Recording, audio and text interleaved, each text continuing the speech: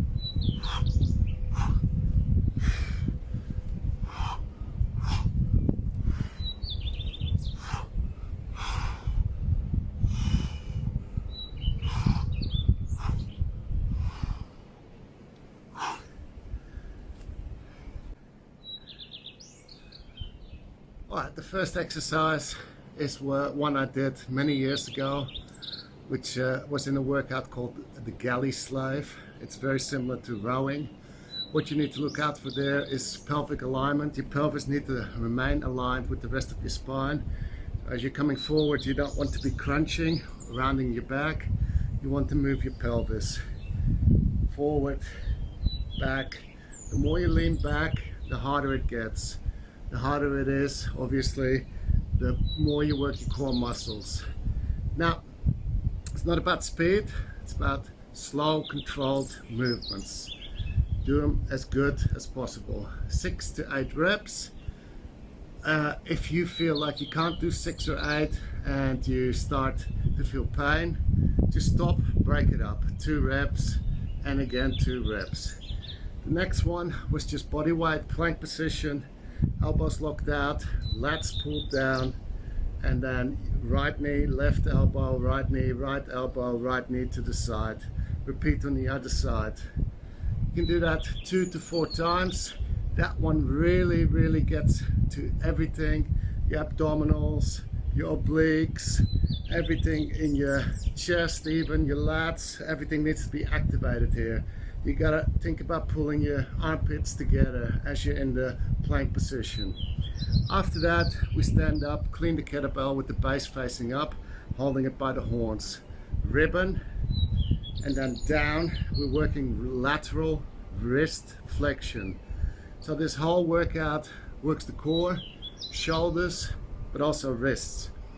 Don't think about, oh, it's about lifting heavy weights. This is also good for other joints that you normally don't work. So here, for example, the wrists, lateral flexion.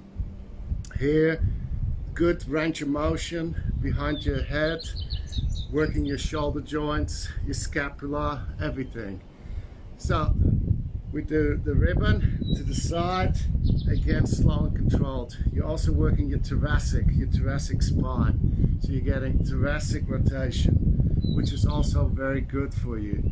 Then you go back to the other side, do the same thing, then around the head, and something I did about 10 years ago, the kettlebell slasher, but this time you do it a little bit slower. And you come all the way to the side, again thoracic rotation, reverse lunge, and you move into the side where the leg is forward.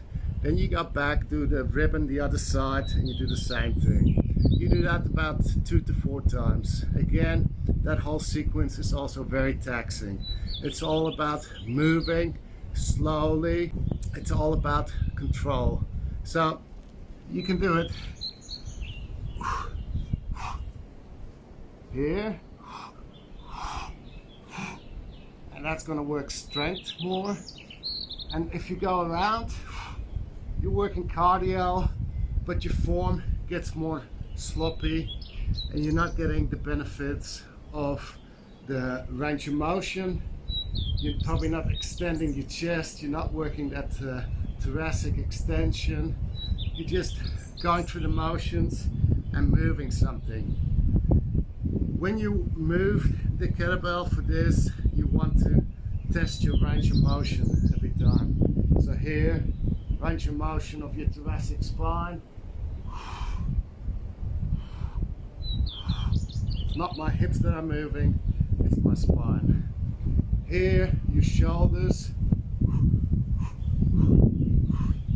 Here, your wrists. As you're laying down or sitting down, here, it's your hips, pulling them forward and controlling the position going back. As you're holding that weight out, a lot of work needs to be done here because there's weight out here. The more you hold it closer to you, the easier it is. So you can also hold your elbows here and just move the hips forward. That's fine too. Out here it gets harder. That's a little routine of combining some kettlebell exercises with body weight. Final thing that I have for you is something about crunches. A lot of people do crunches and they turn it into sit-ups. A crunch is just your thoracic spine crunching, flexing. A sit-up is where your lumbar comes off the ground. So I'll do a sit-up and a crunch. First one will be a sit-up. This is a sit-up. Now a crunch.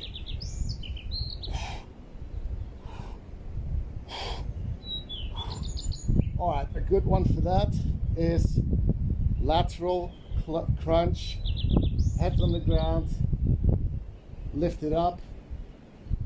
My thoracic spine is flexing. Then I reach to the side for my ankle by crunching here, relaxing this side. Then back to the ground, touching my ear. Then cross crunch. I'm reaching for my right knee. Then I crunch. Lateral. Cross. Normal crunch. Again, do it with grace. Try and create as much range as possible, nice and controlled. Head to the ground every time. A lot of people stay in flexion too as they do this. So this really starts to burn out all these muscles. Come all the way down, work on range of motion. That's that. Let me know what you think about these little combos and tips. Post below and see you later.